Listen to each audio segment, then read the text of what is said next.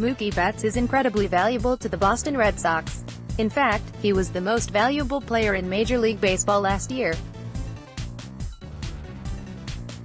But baseball still is a business, and the Red Sox still did all they could to pay him less money in 2018.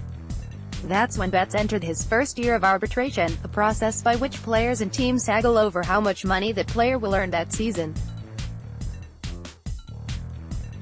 If player and club can't agree on a contract figure by the mid-January deadline, the next step is an actual hearing in February, where a panel of arbitrators listens to both sides and selects either the player's desired contract, usually more money, or the team's desired contract, usually less money. Betts and the Red Sox found themselves in this situation last winter. Here's what happened next. According to ESPN's Jeff Passan, with $3 million at stake, the Boston Red Sox wanted to create the most compelling argument possible against Mookie Betts without alienating or insulting him.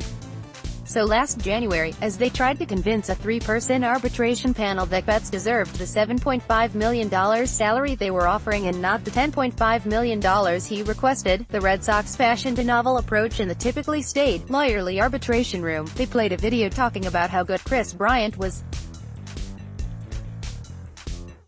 The purpose, multiple sources in the room told ESPN, was not simply to lavish praise on the Chicago Cubs' third baseman but to make their case. As great as Mookie Betts may be, he isn't Kris Bryant. And in the world of arbitration, the single most important factor is comparable players. That's right, the Red Sox actually were trying to prove their star player wasn't as good as Bryant, who made $10.85 million in 2018, so they could pay him a lower salary. This shouldn't be taken as a sign of Boston disrespecting Betts, as every team goes through this negotiation process with arbitration-eligible players. But the Red Sox's plan backfired. The panel ruled in favor of Betts, who walked away with a $10.5 million salary. Betts wound up proving the arbitrators right, posting better numbers than Bryant across the board during his 2018 MVP campaign. The 26-year-old is eligible for arbitration again in 2019, though, and his monster season means he'll likely request another steep raise. The Red Sox have until Friday at 1 p.m. Eastern Time to find common ground with Betts or go to another hearing. Click here to download the new My Teams app by NBC Sports. Receive comprehensive coverage of your teams and stream the Celtics easily on your device. The Manny Machado sweepstakes finally seem to be heating up, and the latest developments are good for the Boston Red Sox. The race to sign Machado is down to two teams, and the New York Yankees reportedly aren't one of them. In fact, the two teams aren't in the American League East. Source: the race to sign Manny Machado is down to two teams. They aren't meeting the believed 325M plus target, or even 300.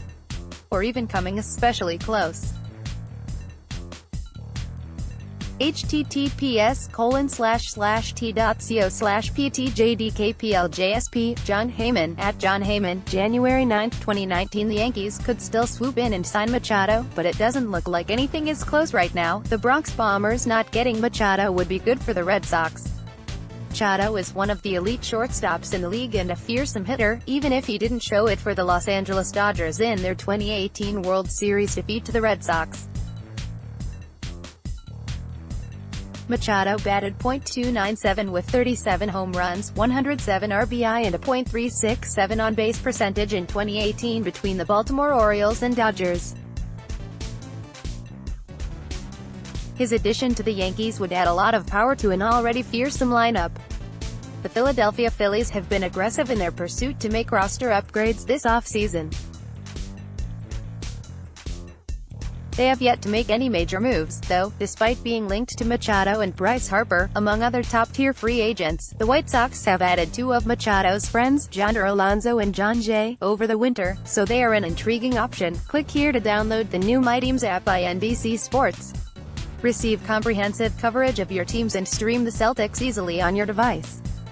Dave Dombrowski is sticking to his guns. The Boston Red Sox's president of baseball operations has insisted the team doesn't want to spend big on an elite closer, which many read as a sign Craig Kimbrel would land elsewhere in free agency this offseason.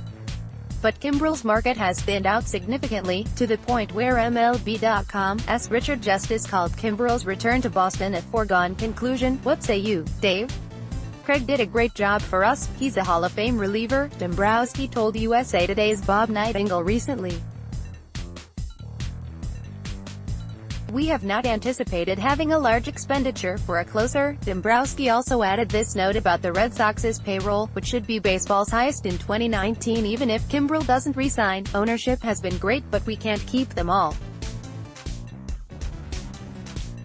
We're going to have to make some hard decisions. Boston clearly doesn't seem willing to pay Kimbrel his current desired contract, which reportedly has dropped from its lofty starting point of 6 years, $100 million. And Nightingale added there's no indication the Red Sox re-sign Kimbrel, unless his price tag significantly drops. The 30-year-old still is one of the best closers in the game, however, so, if Dombrowski continues to wait out the market and Kimbrel doesn't get other offers, there's still a chance Boston could bring him back on a more palatable deal. Click here to download the new My Teams app by NBC Sports. Receive comprehensive coverage of your teams and stream the Celtics easily on your device.